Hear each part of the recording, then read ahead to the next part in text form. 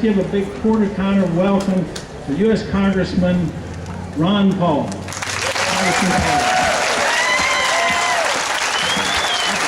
Thank you very much. Thank you. Thank you. What a delight to be here. Gibbs, thank you for that introduction. Before I get started, which will be a short speech, I got those instructions. No long speeches today. I do want to introduce two individuals that came with me today. First, my wife Carol is sitting up front here. And Jackie Gore from the Congressional Office over in Victoria is also here today. But it is a real delight to be here. I think this is a special city. It's a little bit different than most cities. And I think it proves a great point. You don't need a lot of government to get cooperations and have a great city.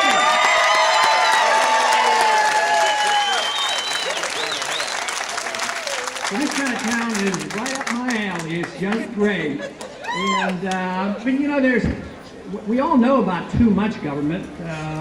When the governments get really tyrannical, we know about them, and they're so abusive to liberties, we know about that.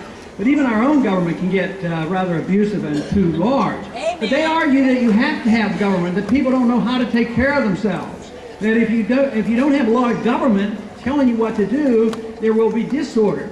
But there is a lot of spontaneous order in people who understand property rights and who recognize the value of every individual and how to get along together. So in many ways, you do have government, but it's self-government, and it works a lot better than a lot of people believe. I sure wish I could get that message across to Washington, D.C.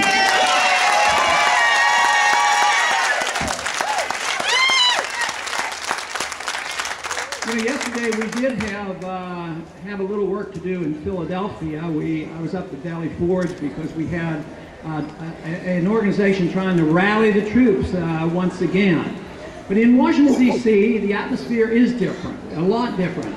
But the truth is, I made a very sincere effort to get back. I got back late last night to make sure I wouldn't miss this function. But it isn't because I want to give you something, it's because I wanted to get something from you. To tell you the truth, if I didn't get home, meet with you and talk to you and come to events like this, it would be awfully depressive to stay in Washington, D.C. So thank you.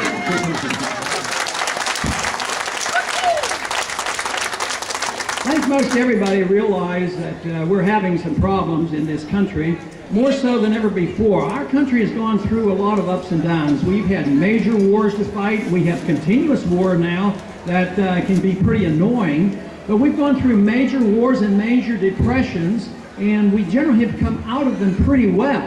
Always with a little less freedom, but we've limped along and recovered and have been able to maintain a standard of living rather well.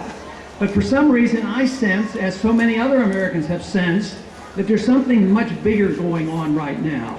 Even though on the surface there's a lot of wealth in our country, we're not in a major depression, we're not in a major war, but there's still a sense of unease. And I believe it is justifiable. I am pleased that more and more people are waking up and they're directing their attention in the right manner. That is to Washington, D.C. for giving us so much trouble. And the reforms are always offered. Right now, the biggest reform we're talking about up in Washington has to do with medical care. As a physician and a member of Congress for a good many years, I've thought a lot about this problem. But right now, I don't think we're addressing it correctly. They're assuming that the problems have all come because of lack of government. But our government has been involved in the delivery of medical care since the 1960s. And therefore, so many of our problems have to do with this government intervention. For instance, one thing that has caused a lot of trouble is our tax code. Some people get a lot of benefits from the tax code on their medical benefits, and other people, the hard-working individuals and small companies, they have not had the same advantages. So it could very simply be improved tremendously if we just changed the tax code, but they won't have any part of it. They're more interested now in forcing you to accept some program, force it down your throat with the threat that if you don't join the government program, even undermining possibly Social Security and Medicare, they're going to fine you like $4,000 a year. Then they say, oh, it's voluntary. If you don't have to join if you don't want. You just get fined $4,000. I would say that they ought to come here and learn a lesson that there is probably a much better approach to a voluntary system in allowing you to get all your tax money back. If you spend any one penny on medical care, you ought to be able to get every cent back off your taxes, and that would encourage a lot of competition.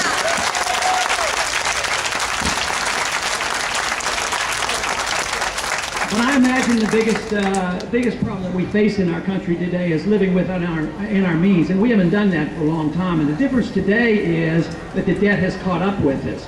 We had large amounts of debt in the past, but right now the debt burden is so great. We owe foreigners too much money. We owe ourselves too much money. We have national debt, personal debt, corporate debt, and foreign debt. And for this reason, people are sensing that there's trouble ahead. You just can't print money. We've doubled the money supply in the past year, assuming that's going to solve our problems.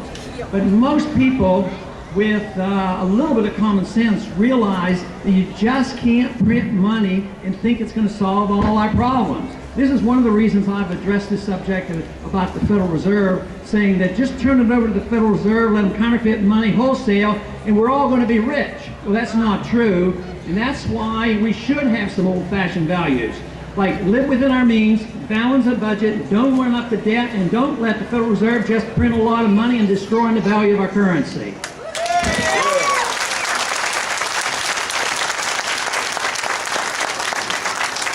But my guess is that the reason there's so much contention right now is not so much that everybody agrees on what we should do, even though people, the large majority, are unhappy and they're directing their attention to Washington. I think there's still a lot that believe that they have a right to your life and your property and your tax money, and they're frightened because they're afraid they're going to not get their benefits. Now, that may be a large amount, but the other half, the people who still work and think they should take care of themselves, are worried that they're going to just be further taxed. So they're all angry and upset because they see that there's a limitation to this, but we need to get, once again, some faith and confidence in ourselves and in the principles that have made this country great. Those principles, to me, is the idea of self-reliance and personal liberty, property rights, contract rights, sound money, and limited government. These things were all embedded in our system. That's what made us great, and that's what made us wealthy. And yet now, we seem to be overly concerned about the material benefits that governments are allowed to pass out, and we have been negligent on arguing for the case of personal liberty. The right to our life, and the right to our lives and our liberties don't come from government. It comes from our Creator, and if we understand that, we could solve a lot of our problems.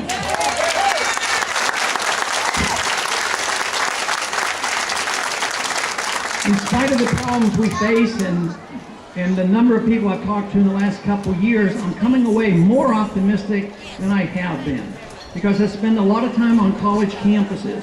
And the young people are becoming aware of what's happening. They're not being fooled. They know what the burden of debt is. They know they're not going to likely get anything out of Social Security. And they're open to these ideas. They're open to the idealism of what has made America great.